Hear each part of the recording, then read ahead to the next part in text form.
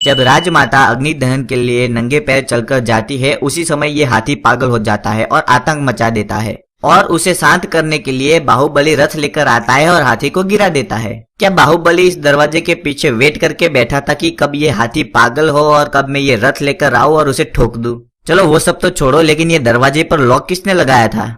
और ये रथ वही आकर रुकता है जहाँ से राजमाता गुजरने वाली थी। कोइंसिडेंस। राजमाता को मारने की बात कटप्पा को कैसे पता चली? जब ये बात हो रही थी तब कटप्पा वहाँ था ही नहीं। इतनी सारी लाशें बाहुबली को दूर से ही दिख जानी चाहिए थी, पर नहीं, ये लाशें बाहुबली के पानी पीने का इंतजार कर रही थी। देवसेना ने कपड़े को इस तरह काटा उसके बहुत सारे टुकड़े हो जाते हैं और एक ही बार तलवार चलाने पर 4-5 लोग उछल पड़ते हैं। इस सीन को ध्यान से देखिए, बाहुबली के पास कोई कुल्हाड़ी नहीं होती है, लेकिन पता नहीं ये कहां से ये कुल्हाड़ी निकालता है।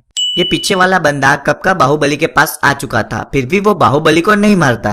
इस सीन में पेड़ पर 2 हथियार होते हैं, लेकिन अगले सीन में बहुत सारे हथियार आ जाते हैं। यार ये लोग बाहुबली को मारने आए हैं या पेड़ काटने आए हैं? यहाँ पर सभी बैल सफेद रंग के हैं, लेकिन अचानक एक बैल काला रंग का हो जाता है।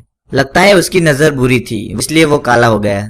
जब कुमार वर्मा और देवसेना शिकार पर निकलते हैं, तब कुमार वर्मा के पास 6 तीर होते हैं, लेकिन 7 सुअरों को मारने के बाद कुमार वर्मा के पास 2 तीर बच जाते हैं। ये कैसे हो गया? कृष्ण पूजा के दौरान देवसेना कृष्ण भगवान की मूर्ति पर एक हार पहनाती है, लेकिन वो हार थोड़ी देर बाद गायब हो जाता है। अभी अभी तो इन लोगों को पता चला है कि बाहुबली को देवसेना से प्यार हो गया है, तो अगले ही दिन इन लोगों के पास देवसेना की इतनी बड़ी तस्वीर कैसे आ जाती है? ये बंदा राजमाता के कहने पर कुंतल राज्य में बल्लाल देव का रिश्ता लेकर आता है, लेकिन वो एक भी बार बल्लाल देव का नाम नहीं लेता ताकि कंफ्यूजन क्रिएट हो और कहानी आगे बढ़े। कटप्पा की तलवार इस बंदे को जरा से भी नहीं लगती है और ये बंदा मरने की एक्टिंग करने लगता है। अब इसको क्या कहे हम? ये तलवार हवा में क्यों रुक गई? क्या उसको इन तीनों के साथ नहीं जाना था? अरे अभी तो ये कुमार वर्मा ने ये घंटा बजाया था और इतनी ही देर में ये लड़कियों के बीच में कैसे आ गया? बाहुबली रस्सी के सहारे अंदर आता है, लेकिन जब वो बाहर जाता है तब वो रस्सी गायब हो जाती है। अभी देखिए, देवसेना के पास बहुत सारे बाण हैं, लेकिन 5-6 लोगों को मारने के बाद उसके पास सिर्फ 4-5 ही बाण बच जाते हैं और थोड़ी देर बाद देवसेना के पास बहुत सारे बाण वापस आ जाते हैं। ये दोनों 3-3 बाण एक साथ चलाते हैं और बहुत सारे लोगों को मार डालते हैं, फिर भी इनके बाण खत्म ही नहीं हो रहे। अब इस पर मुझे रिसर्च करना पड़ेगा कि ये बाहुबली ये कुल्हाड़ी निकालता कहाँ से है। देवसेना के आग लगाने पर बाहुबली का पूरा ऊपर का कपड़ा जल गया, लेकिन उसके बालों को और उसके पतलून को कुछ भी नहीं हुआ। ये छोटा सा पुल टूटने पर ये वाला नाटक करने की क्या जरूरत थी? सिर्फ नाव को दीवार के पास ला देते तो देवसेना आराम से नाव में बैठ जाती। और देखा जाए तो यहाँ पे ये छोटे पुल की जरूरत ही नहीं थी। इसकी आवाज इतनी दूर और इतने सारे लोगों को कैसे सुनाई देती है? बाहुबली की परछाई हमारे लेफ्ट में गिरती है और अगले ही सीन में परछाई गायब हो जाती है। बाहुबली कहता है कि माँ तब तक नाराज रहेगी जब तक हम उसे एक पोता नहीं दे देते। बाहुबली इतना श्योर कैसे था कि उसको लड़का ही होगा? इस फिल्म में सभी लोग बिना देखे हथियार चलाने में माहिर है।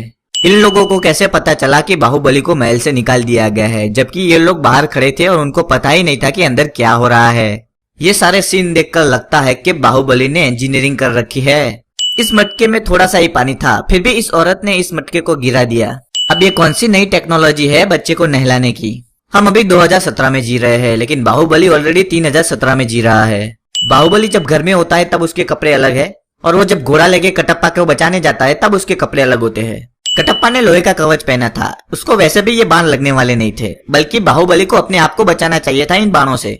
एक बाण बाहुबली के छाती के बाहर निकल आता है, लेकिन अगले सीन में वो बाण गायब हो जाता है। कटप्पा ने बिना देखे सिर्फ आवाज सुनकर तलवार को कैच कर लिया। इसे कहते हैं असली खिलाड़ी। इतने सारे बाण लगने पर भी बाहुबली को कुछ नहीं हुआ, लेकिन कटप्पा की एक तलवार से वो मर गया। अरे ऐसे बैठे बैठे और ऐसी स्टाइल में कोई मरता है क्या? ये बल्लाल देव मरे हुए बाहुबली को मार रहा है और उससे बातें भी कर रहा है। लगता है उसका दिमाग ठिकाने नहीं है। ये बल्लाल देव कटप्पा के सामने ये सारी बातें क्यों बोल रहा है? ताकि कटप्पा ये सबको जाकर बता दे और कहानी आगे बढ़े, इसलिए। अब ये छोटा बच्चा जो अभी अभी जन्मा है, उसे क्या ये सारी बातें समझ में आएगी? और वो अपनी माँ को वचन भी दे देता है। वाह! बल्लाल देव को धनुष और बाण देने वाले ये सिपाही अगले सीन में कहाँ गायब हो जाते हैं? बल्लाल देव के बेटे के माथे के बीचों बीच बाण लगता है, लेकिन यहाँ तो उसका कोई भी निशान नहीं दिख रहा। क्या बल्लाल देव को पीछे का सब कुछ दिखाई देता है? लगता है बल्लाल देव के पीछे भी 2 आंखें हैं।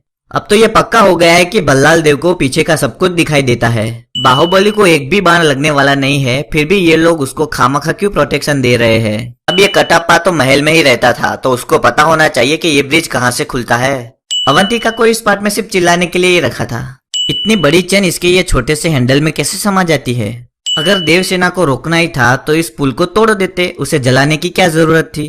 अब इत्तेफाक तो देखिए, बल्लाल देव का सर उसी जगह आके रुकता है जहाँ से देवसेना गुजरने वाली थी। अब ये लोग भी देखिए, अब ये सिर को पहले ऊपर चढ़ाया फिर उसे नीचे गिराते हैं। जब वो सिर नीचे था तभी उसको पानी में डाल दिया होता तो क्या प्रॉब्लम होता। अगर आपको ये वीडियो पसंद आया है तो प्लीज लाइक कर दीजिए। अगर आपने अभी तक हमारी चैनल को सब्सक्राइब नहीं किया है तो प्लीज सब्सक्राइब कर दीजिए। धन्यवाद।